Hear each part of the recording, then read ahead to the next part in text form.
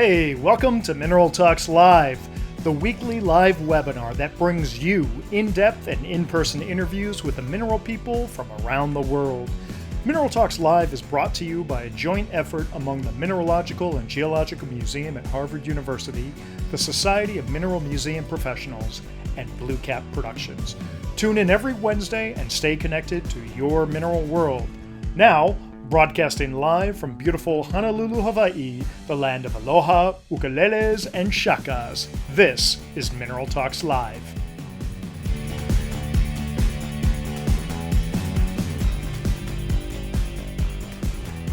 Hello and welcome to another episode of Mineral Talks Live.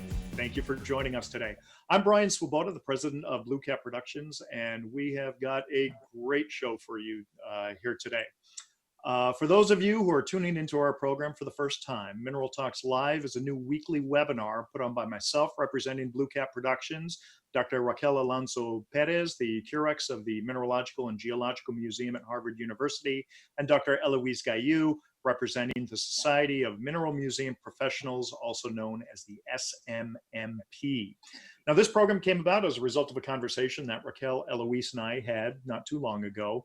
We were talking about the effects that COVID-19 was having on our community and how many of us were feeling a deep sense of isolation, especially in light of many of the big mineral shows being canceled.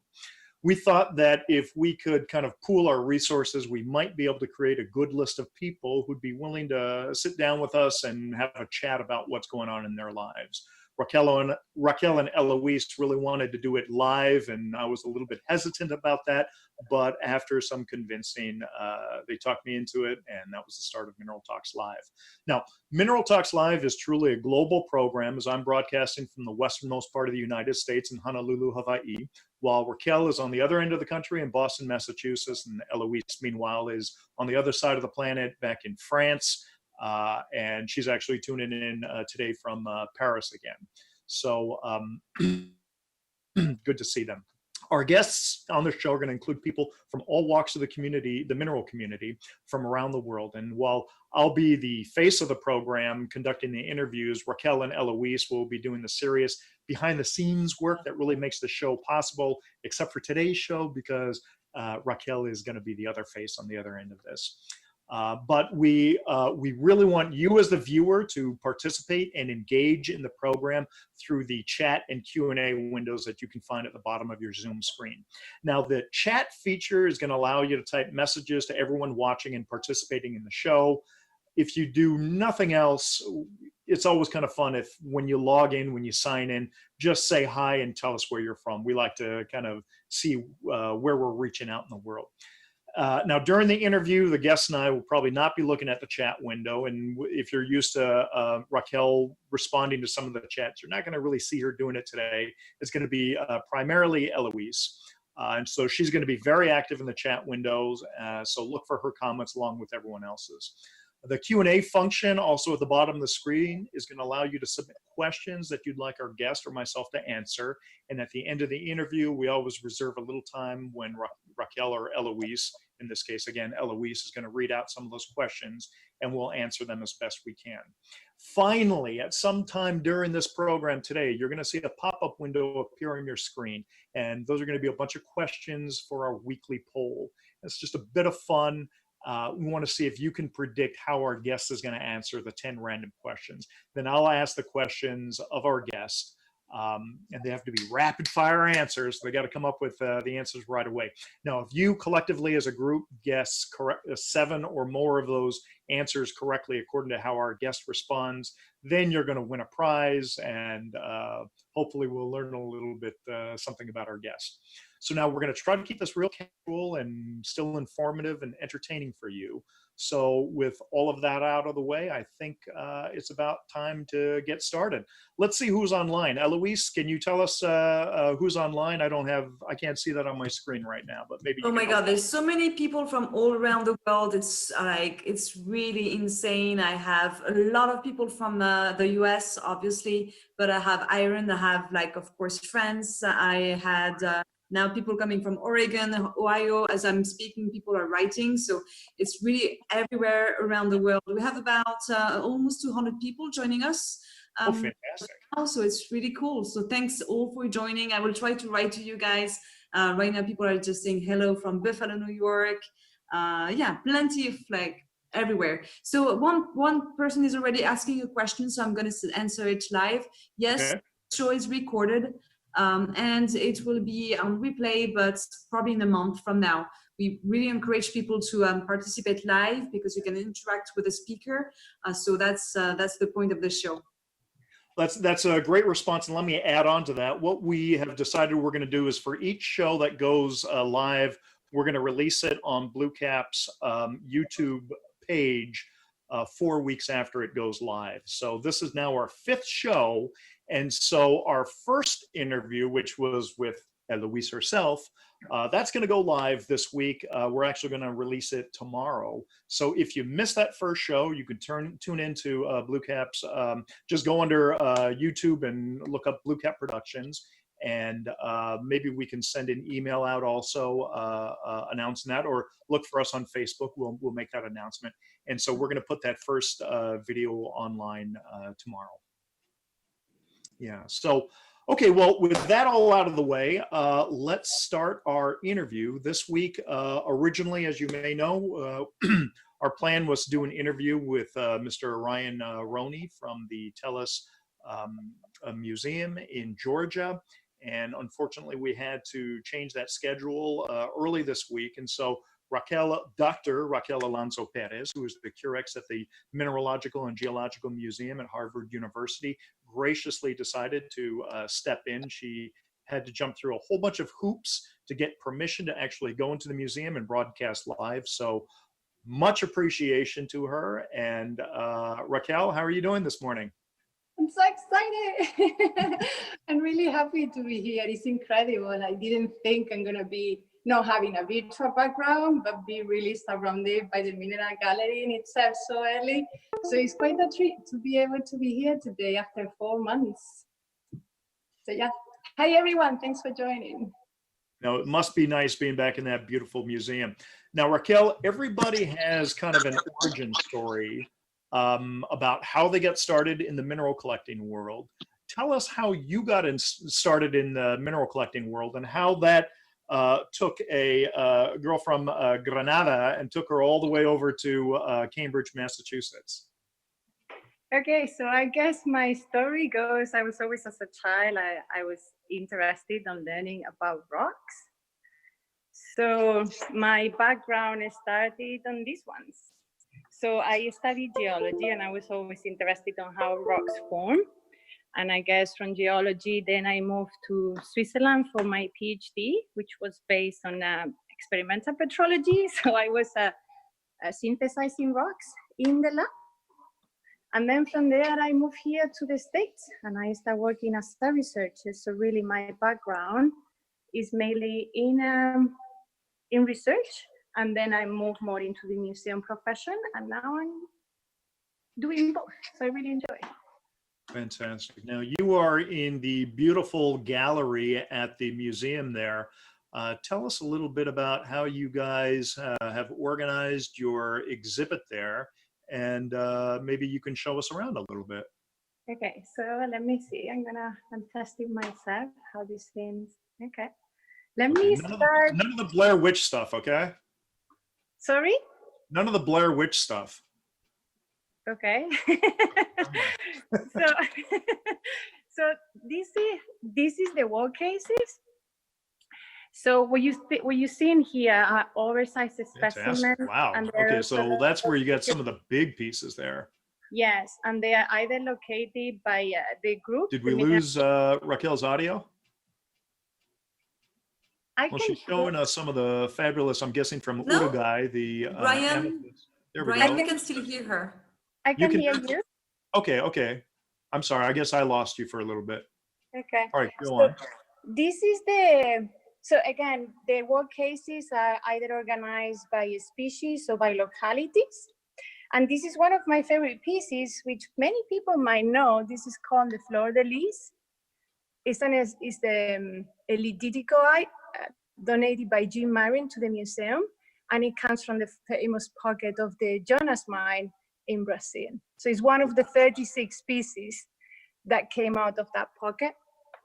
Now, that is a legendary pocket among collectors worldwide, and especially among tourmaline collectors. So that is truly, truly a treasure there.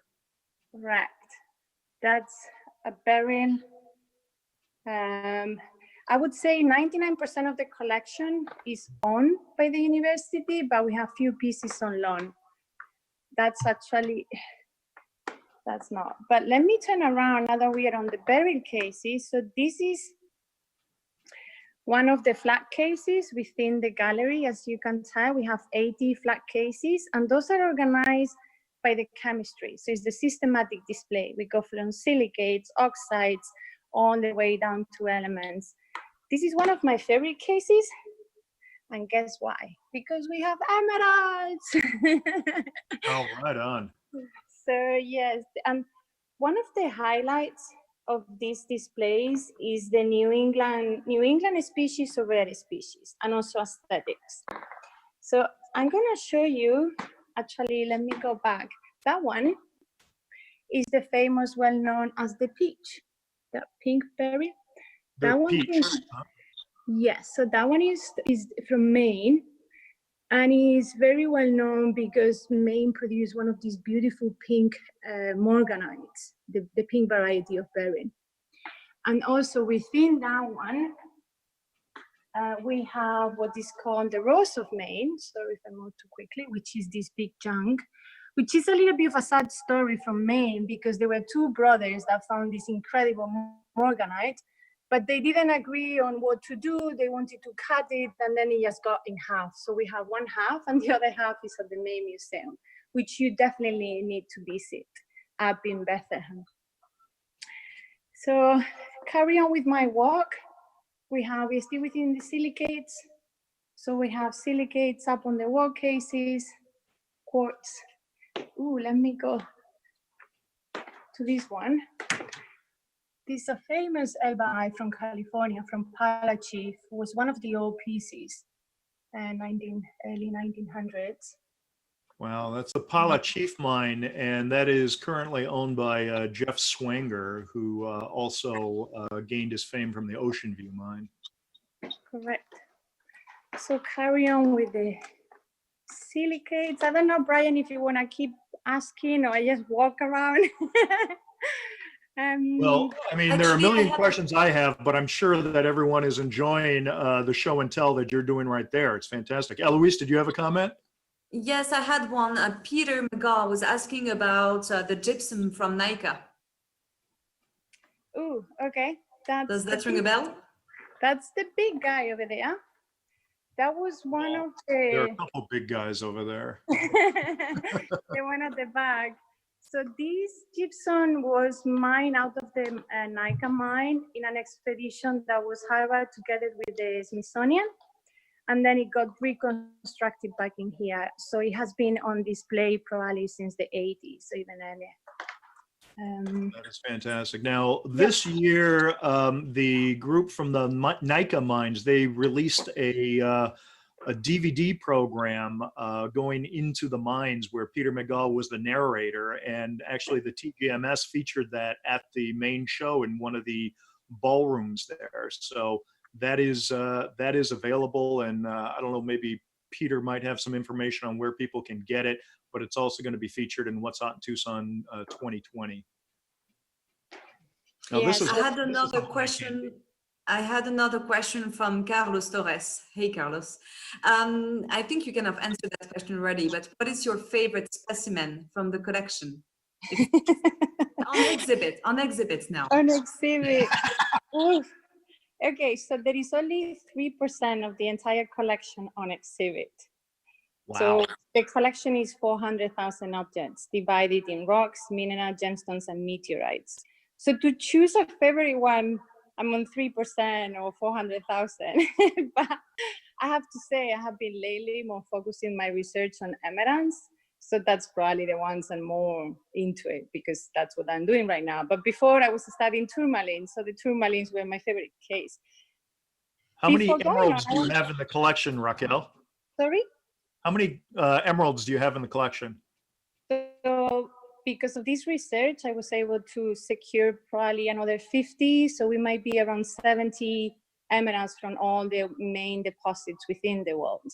Wow. So that's what I guess what a curator do, in this case, Curatrix, is that depending on what you are studying or the curator was interested, the collection might grow in that direction. So in my case, I have been doing more studies on mineral gem crystal minerals because they are the purest. So the geochemistry is going to be easier to do if you wish.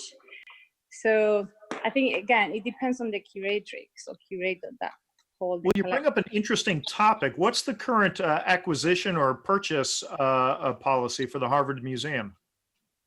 So we have our collections management policy doesn't allow us to sell or trade. We can only do exchanges with another public institution and purchases.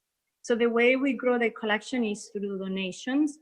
And we have been very fortunate that we have been getting few collections over the years, especially this year. We are very thankful because we are gonna get the Bill Pinch Sumet collection.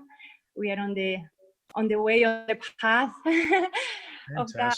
So that would be amazing because for example, the case I showed you before from the Ashurites, we have one of the best Sumet collection on public places and a public institution. So that would enhance our collection. I stop here because I was trying to show you the fluorides we have from Westmoreland, New Hampshire. So the strength of the mineral collection here is rare species and New England specimens, and that was one of them. I want to go. Well, those fluorite are so classical for kind of the New England area. They're unmistakable color, absolutely fantastic pieces there. Those were those all cut? Did you have any uncut specimens? So those were cut. We have rough, definitely. Let me go. It's on the wall cases. So we'll move that. Fluorite is not an easy mineral to cut because of its softness and its cleavage, as I understand it. I want to show another highlight. Raquel, I have a few questions if you don't mind while you're working. Someone, Francis Souza, is asking, can you show us the huge purple calcite in the corner?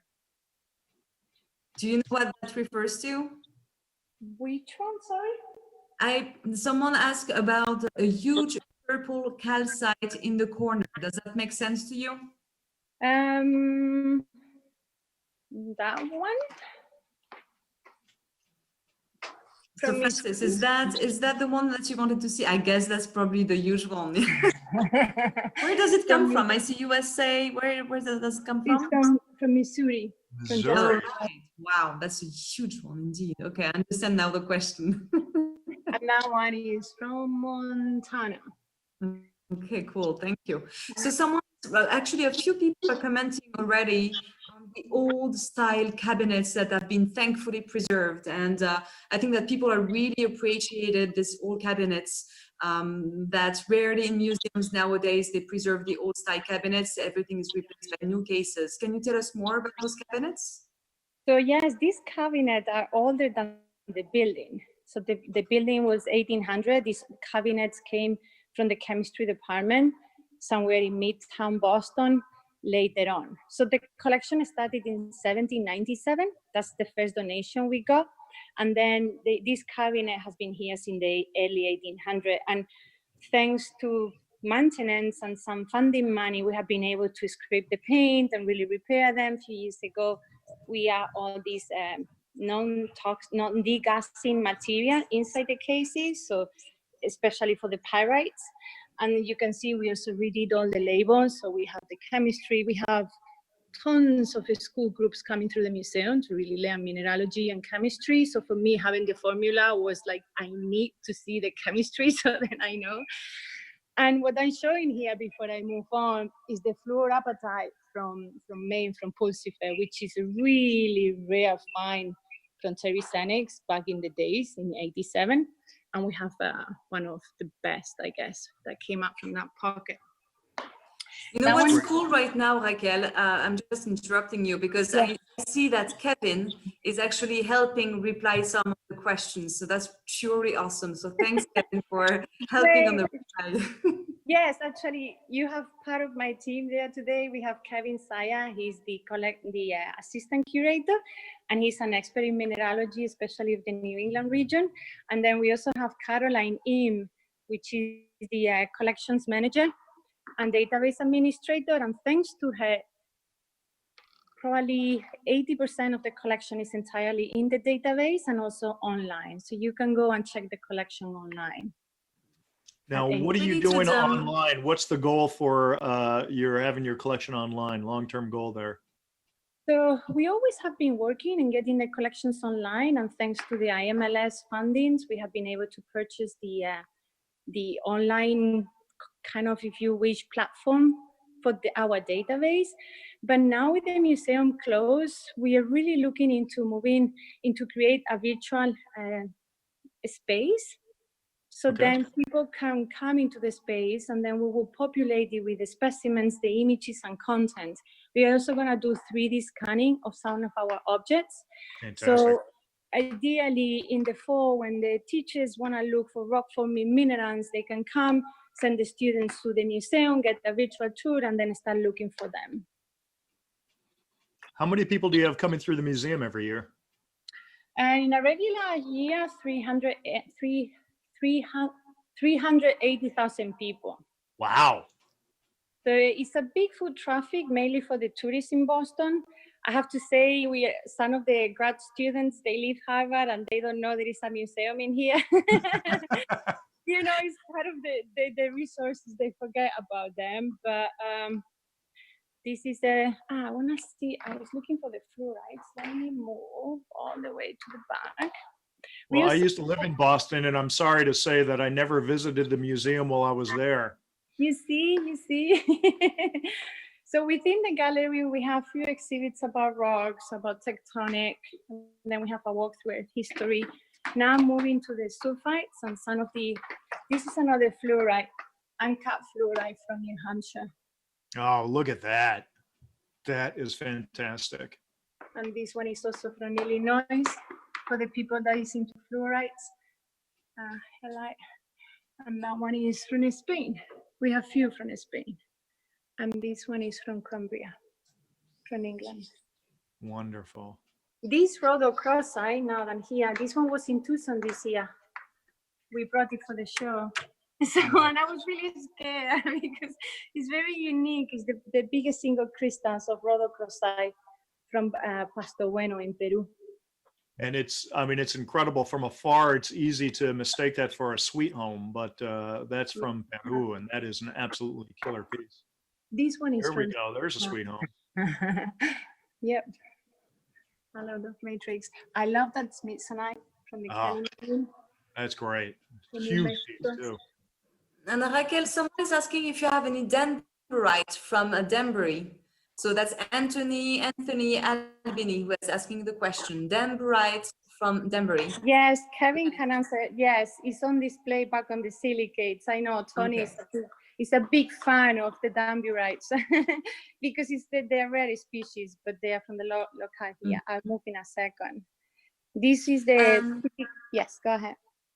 Sorry, I have two more questions right now. First of all, is there any admission fees to the museum? And second questions, how many mineral species do you have at the museum? So the person knows that's Dr. Art Friedman. He knows that there's over 5,000 mineral species recognized, but do you know how many different species you have kept in the museum?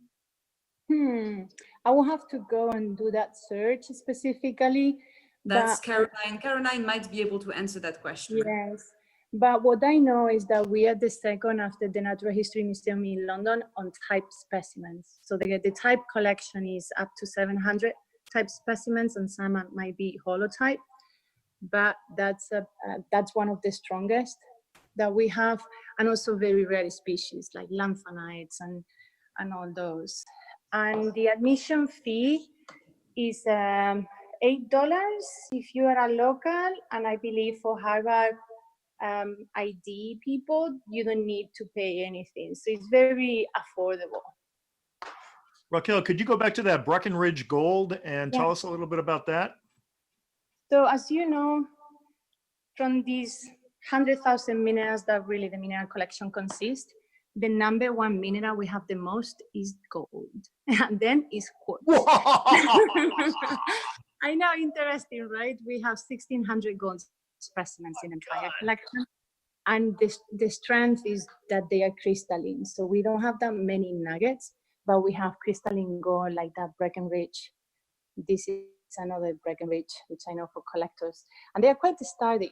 That's another Breckenridge. I don't know why we put all Breckenridge, but mainly this collection it really goes back to the gold rush in California and Colorado, and it got bought by Burrage, which was a really well-known collector here in Boston, and he was very lucky to acquire the Bouglise collection, who was a French collector, in 1800 in auction. So that's kind of the core of the gold collection. It comes from La Bouglise and then Burrage, and then it has been growing throughout the years.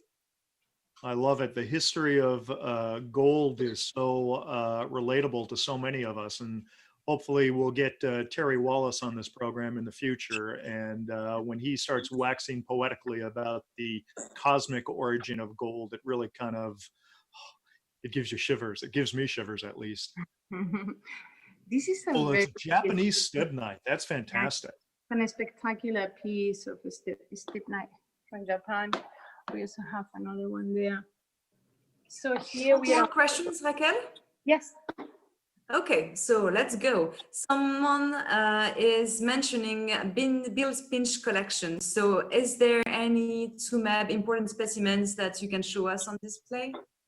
Yes, I can definitely go, sorry if I'm not too dizzy, to the azurites from TUMEB. And we also have the calcites from TUMEB. Okay. But most of our collection for TUMEB is really for, there's some aesthetics, but it's heavily into rare species from TUMEB. And we have a paper about Klein, Marco, and Southwood love, as many of you know, TUMEB. So he spent a couple of months here with me, really going through everything that we have from TUMEB. So we did a very detailed study. Let me look. So that one is a nice azurite from TUMEB. I don't know if you can see. Yes, we can see it, yes. This is another one, also from TUMEB. We have great Bisbee. I mean, that's a killer Bisbee piece. If you can see. Any French ones? Chassis. We do have chassis. Come on, you have to have at least one Chessie piece. Any serious Yeah, action yeah. collection. Yeah. Exactly. We have one chassis. No, I'm sure we have more. And let me just throw in here for anyone interested in Bill Pinch's collection. Our friend Gloria Stabler over at Lithography, I believe they just released, I think it's on the market now, the new book on Bill Pinch collection with tons of great photographs by Michael Bainbridge. And we're going to have Gloria on this program a little bit later this year, I believe, and we're going to talk more about that book. That book is from the first collection that Bill Pinch put together and got sold to the home. So the one that we are getting donating now is the second collection that he put together. And what is the beauty of that is that while our TUMEB is all from the first oxidation zone of the deposit, the one that Bill collects is from the second oxidation zone. So we have an entire sweet paragenesis of TUMEB. I'm going through my calcite, see if I see anyone from TUMEB on display. Oh, another one from France. That's a nice one, Eloise. Oh, yes, there's a Fontainebleau one. So it's very close from Paris. That's quite pretty. Well, Raquel, I'm going to volunteer you to be a speaker at next year's SUMEB talk in Tucson. I have done it over the years. Have you done it? Okay. Yeah, that must have been before I was recording those. Because it's an important collection. So that's a dolomite from TUMEB. I have so many great questions coming in. I'm sorry to interrupt. I am not even going through like a third of them. Patrick Dreher is asking if you have the citrine hippo on display. we do. Let me go there. Eloise, keep track of the time if we want to go down to collections. Yeah, it's probably good. It's probably time after that to go to collection. But Okay. let's see the hippo. I want to see the hippo. What a way to end with a Dreher carving before we go into the collection area. Fantastic. I'm gonna finish with the hippo, but let me show you. This is a moon rock we got from the Apollo 12 this year to celebrate Cool. the landing of the moon. So yeah, I was really happy. We got that one alone. And Eloise, your old stomping grounds in LA, they had some moon rocks there too. I took my kids there and they let us touch them. And so it's like touching the moon. It was awesome. Yeah, you can come and touch it in Paris as well, but after it's safe, okay? Just There you go. Look at that. oh my goodness. that's our little hippo from the Patrick Dreher collection. Patrick Dreher is master carver, hard rock carver from Idar Oberstein, legendary Idar Oberstein. And he will be a guest on our program a few weeks from now, I think. Absolutely fantastic.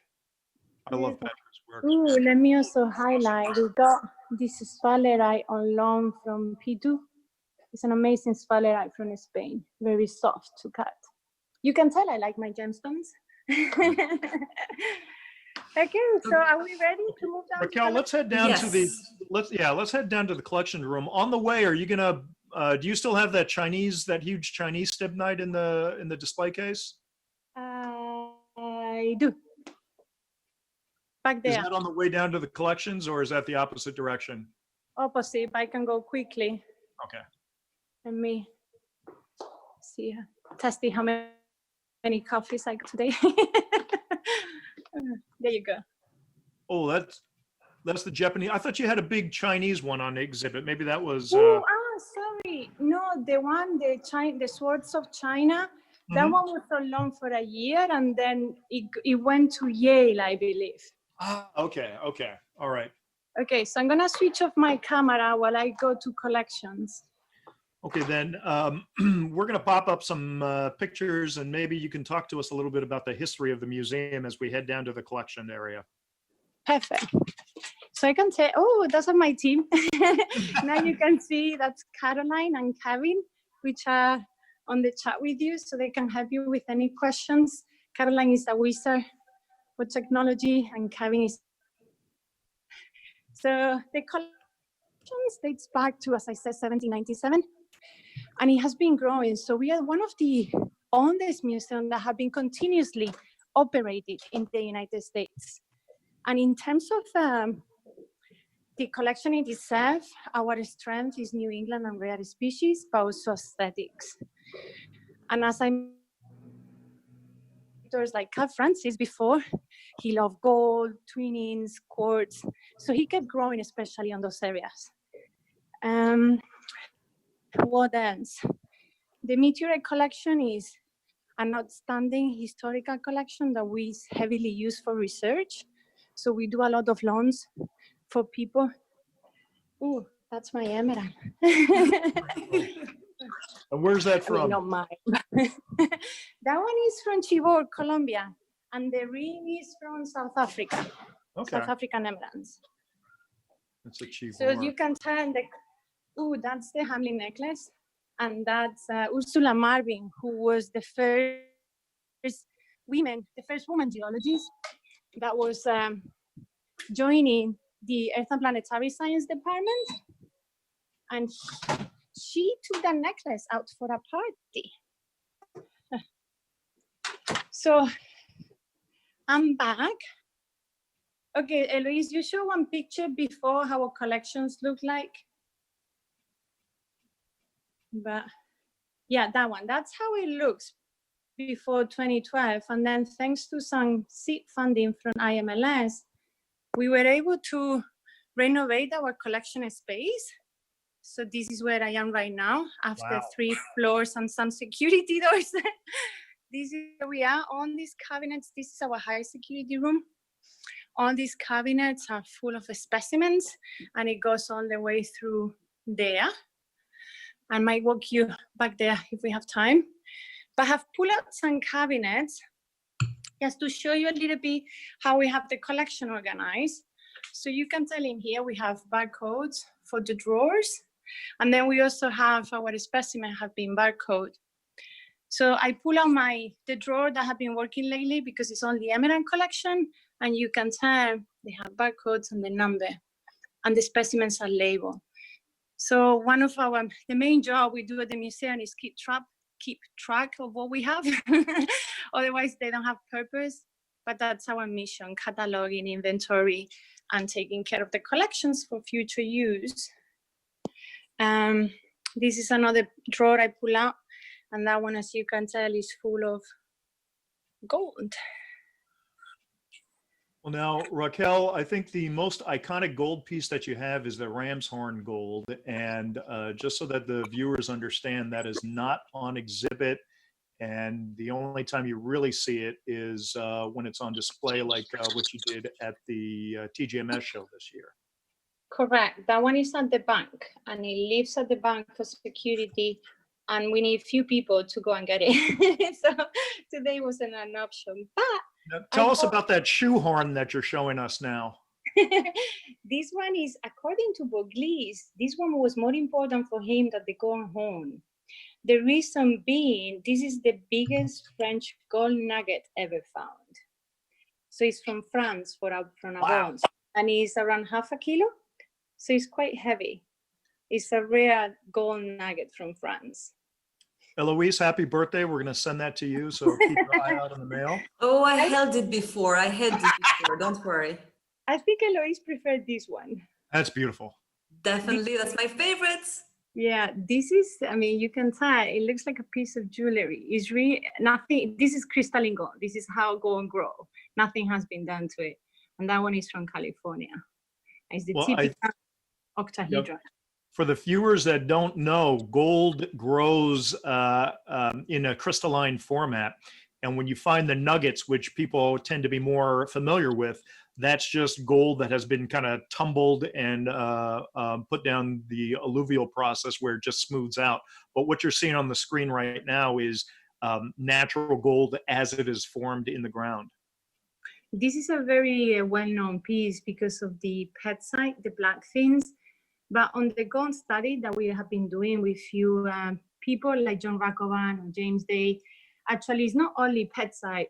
We are finding different rare telluride, silver telluride associated with that matrix. But that's a very important piece of gold. Now, I can keep going. This is another specimen that is usually not on display. Any guesses? Yes. Okay, tell me. It looks like it's a prostite from Chinacillo. Yes. So that, yay, Jerry knows it. So this one was part of a bigger, much bigger specimen. It was also part of the Barrage collection. And then at some point it got broke into a few pieces. So you still see some dealers with these parts of this main core piece of prostite, which is really incredible. We usually keep it in our collections. Believe me, I had like 2 people answering within a second and a half. Les Pressmick and Jerry Carter's like, yeah, prostite. Yep. How many exclamation points after the answer? Can I cut you a few seconds? I'm going to launch the poll.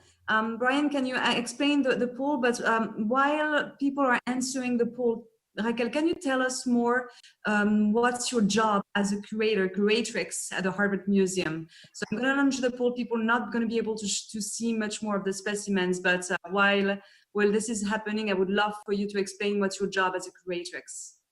Okay, so my job as a curatrix is really preserve the collection, maintain them, and then make them public. So in this case, this is one of our tourmaline. Maybe not, I'm not holding it right. Yeah, so I don't want to see that slip out of your hands live. Exactly. But this is a killer slice of the didicoite from Madagascar. It's quite perfect. So my job is not only taking care of these, but my strength are research and public outreach. And that's where I've been focusing. And then I have a team that focus on us on their strengths.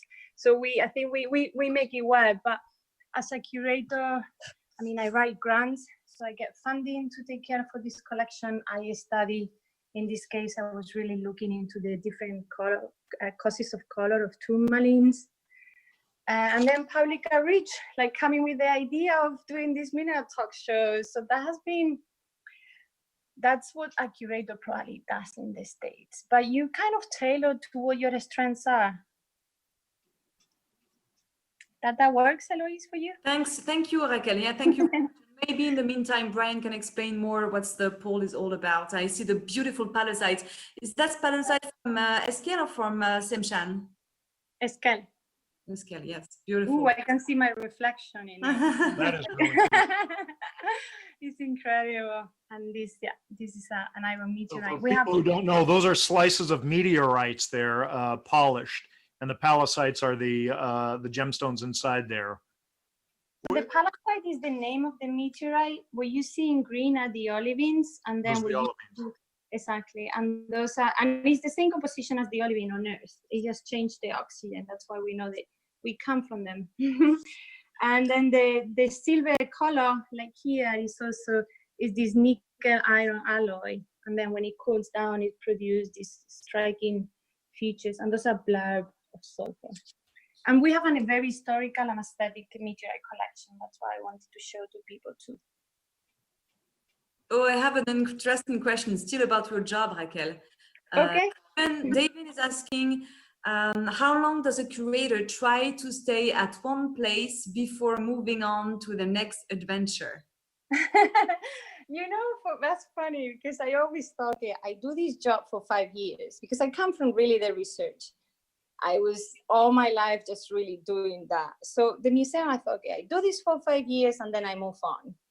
And this is my 11th year as a curator of the museum. So, I mean, I love what I do because I can really, I mean, I see my team, we have different projects. We are now moving a lot into the media, social media, and then you interact with the students, interacts with researchers, with the public.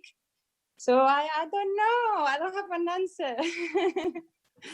Thanks, Raquel. So just for everybody, I'm gonna stay. I have the poll still open for 1 more minute. So it's just to see if you know Raquel or not. Well, now you're gonna make Elo drool now. I know. Yes, this beautiful poll. I love it. Okay, Carlos. I'm sure that Carlos is really happy now. So enjoy. I know. Alan Hart also loved this piece. Yeah, So yeah. Carlos is saying, "Oh my God, oh my God." Yeah, this is a very historical piece because it was actually acquired by Kunz. I mean, you know George Kunz, one of the famous geologists in the United States. And then through Tiffany, we were able to get it. This is from the Iris mine, Querétaro, in Mexico. And it's one of the few, probably the only one I have seen in Matrix with such a play of color and then fiery. So it's a mix of both. And it has inclusions which tend to be Hoblen. So yeah, that's one of the Maybe old pull it a pieces. little bit further away from the camera so we can see more in focus. Yeah, there we go. Sorry. Yeah. That is an absolutely stunning piece. And it's in Matrix. And sorry, I went too quickly through one of my favorite jewelry pieces in the collection. The Hamlin necklace. Yay! So this one was an exhibit this year. No, this year, no. Was Yes, it? Yeah, this year. yes, it was this year at the TGMS show. Correct. Yeah, you took a video of it. And the beauty of this necklace is that it's not only an historical piece, it's 1800, is that every single color gem that you see in here is from the same mine up in Mount Micah in Maine. So Hamlin was who discovered the pegmatites. It's the first pegmatite discovered in the United States, then was California. And then his son was the craftsman. He was a surgeon here at Harvard School. And on his spare time, he designed this necklace. And since then, it has been in the collection together with his book. And you can tell he was a surgeon. Look down on the detail that he wrote on the book about the different gems that he was getting and designing. So this is a very... Raquel, explain how you can customize that necklace according to your moods. What do you mean? You can take those pieces off, right? Okay, there are few theories that you see the little hooks in there that are empty, that you could swap it. So it could be like a Pandora necklace. Right. You know, in a way. But we don't know. Interesting enough, this Christmas, I was approached by one of the granddaughters of Eleanor Hamlin, and she has the original design of the necklace, which we didn't have. Wow. So I know, I'm looking forward to see how we can keep the conversation going. If we can put the two together in one place, it would be incredible.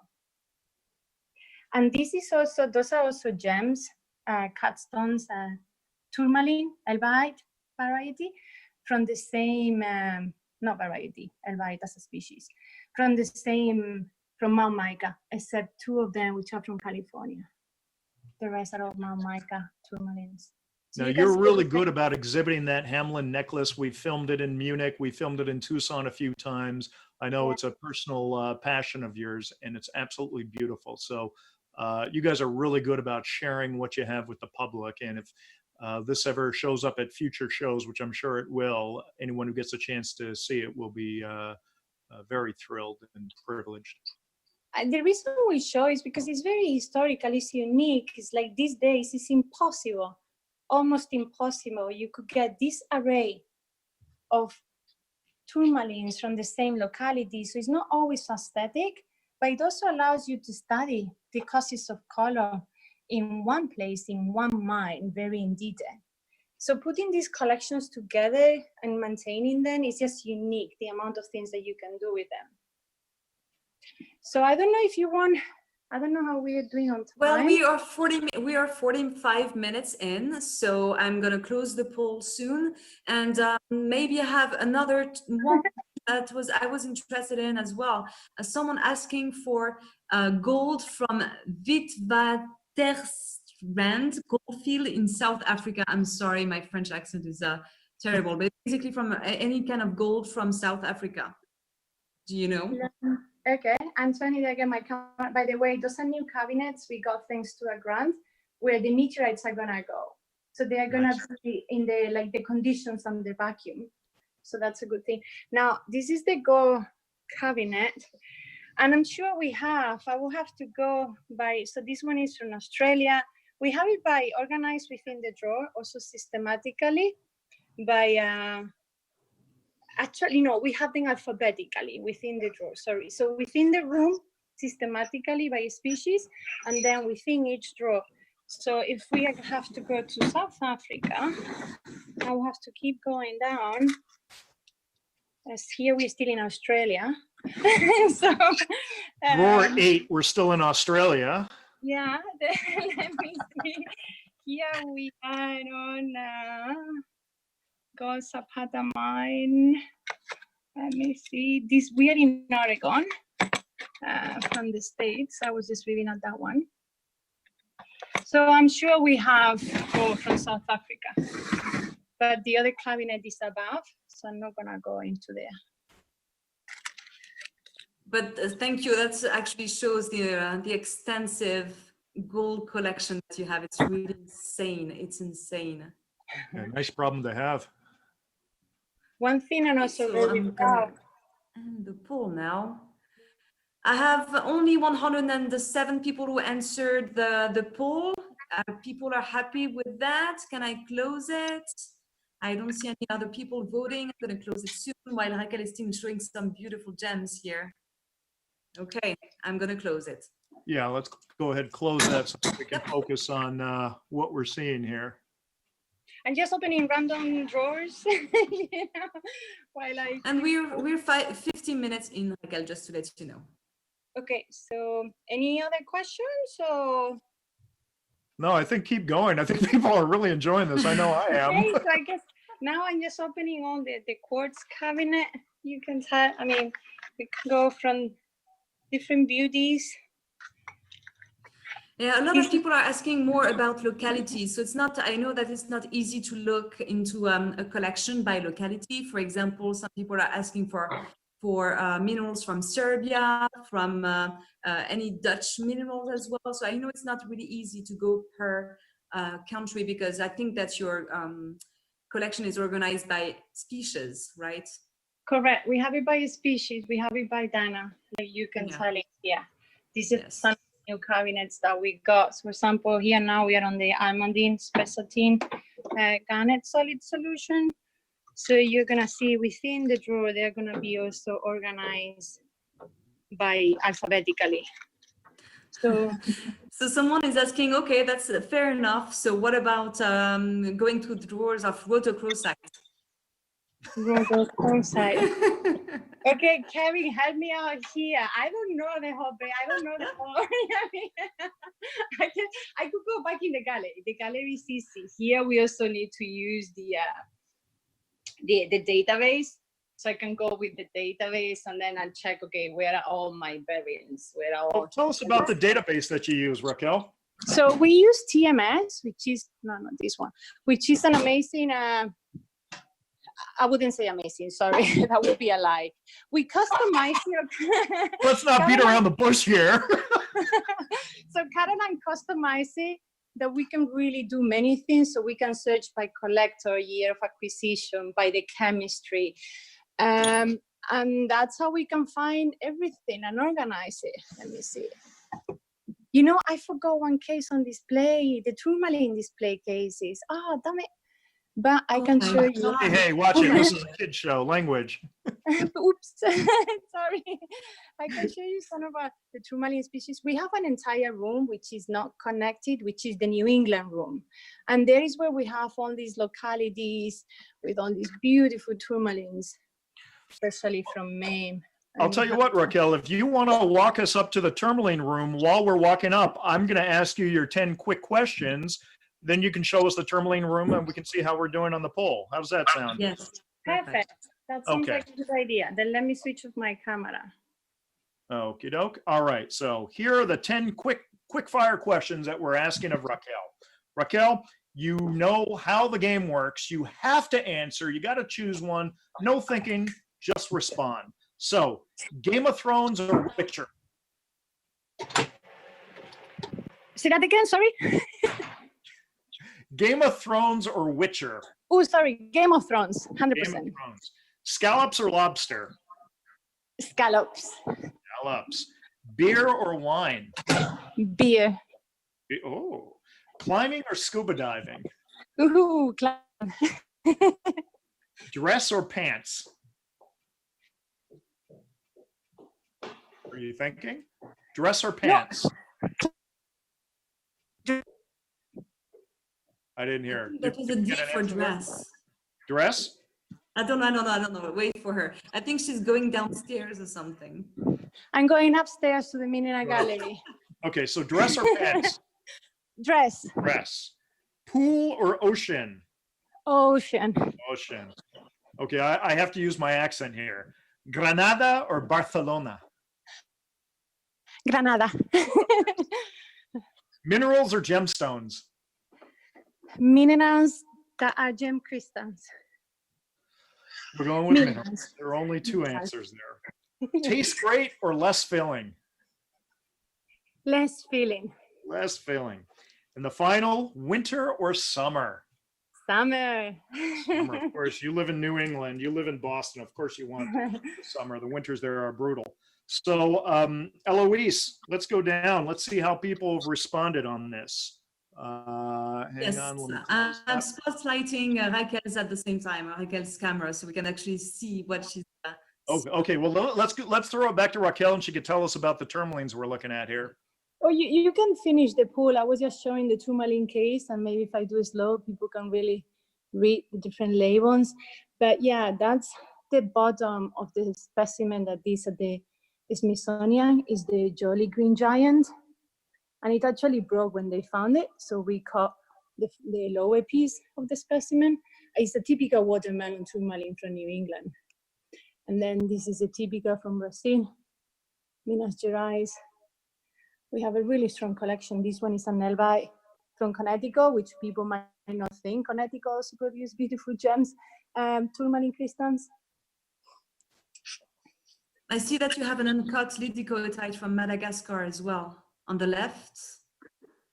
You know, usually those are sliced up. Those are sliced because they have nice color zoning inside. This one is, yeah, no, it's rough. That one is intact. Nice. That's another pala. Not Wow. really a blue cap like the one you have for your museum, Eloise. I love how you're so flippant about it. Oh yeah, that's another palette. It's just a blue cap.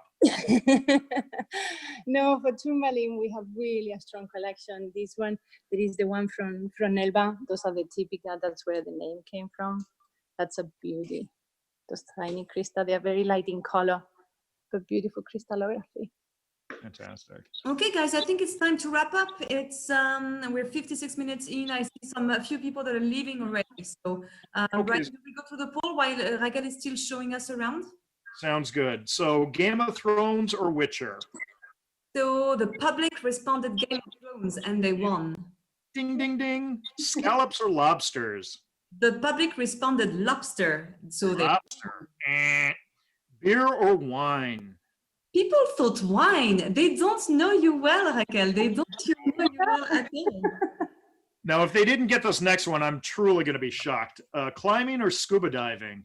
Climbing, yes, people got it right. Raquel is a climber. He's a definite climber. Fair time. Dress or pants?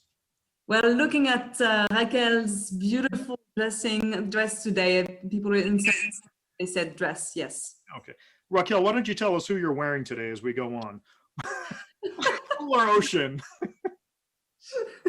Sorry, ocean. Yes, Ocean. right. Granada or Barcelona? I guess people recognize Raquel's Granada's accent. They got it right.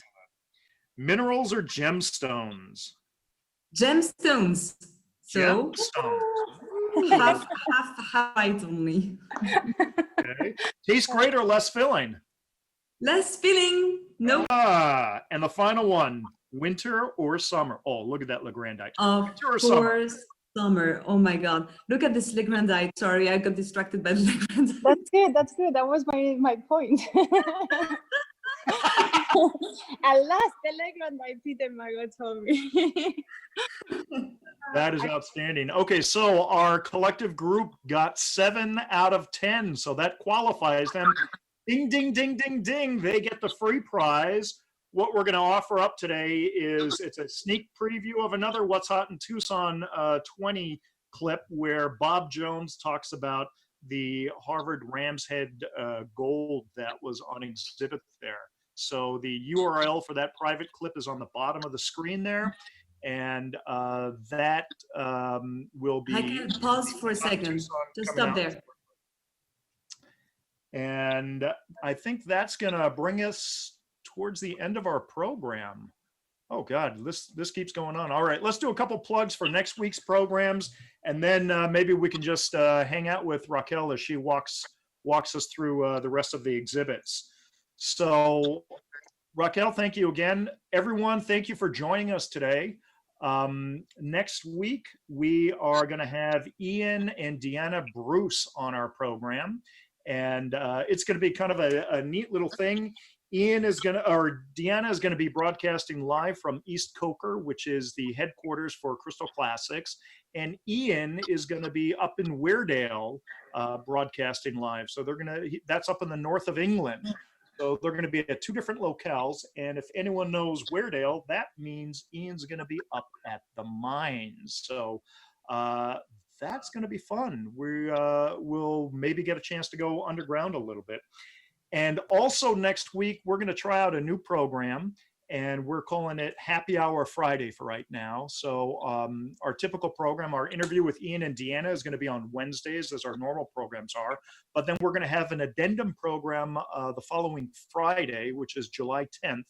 And what that's going to be is Peter McGaw is going to join Raquel, Eloise, and myself. And so all 4 of us are going to be co-moderators. And what it's going to be is it's just going to be kind of an open house. We invite everybody to come and just kind of a social hour. We'll have conversations, we'll talk story, and we'll just have a little bit of fun. We recognize that people need a way to connect, and this is just another way that we can all connect live and have a little chat with each other. So join us for that if you can. Let's go back to Raquel, and Raquel, walk us around a little bit more until everybody has to go back to work. I think we can call it a day. We're tired of listening to my voice, but yes, I enjoy being here. Thank you so much for joining. I hope you can keep give us feedback. We're really enjoying this show. And one thing I probably should mention too is that if you sign up, your email is gonna be protected and only will be used to send you news about this show. But if you want to unsubscribe, feel free to do it anytime. Otherwise, just be assured that we will only use your email to tell you about the Mina Talks Live. That's a very important point. We are following pretty much the EU guidelines when it comes to emails. When you sign up for our show, we're only going to use those emails to promote shows and changes to the show. So we will not use it for any other commercial uses. It will not be released to anyone else. And also, if you want to unsubscribe, just send us an email to info@mineraltalkslive.com and you will be unsubscribed and will receive no more messages from us. So, we take your privacy very seriously. So never fear, we're on your side. But I wanted to say thank you all for joining. I saw that people were really coming from all around the world. So Raquel, you had a lot of people coming from Spain as well, just to let you know. Thank you. It feels good to be homey.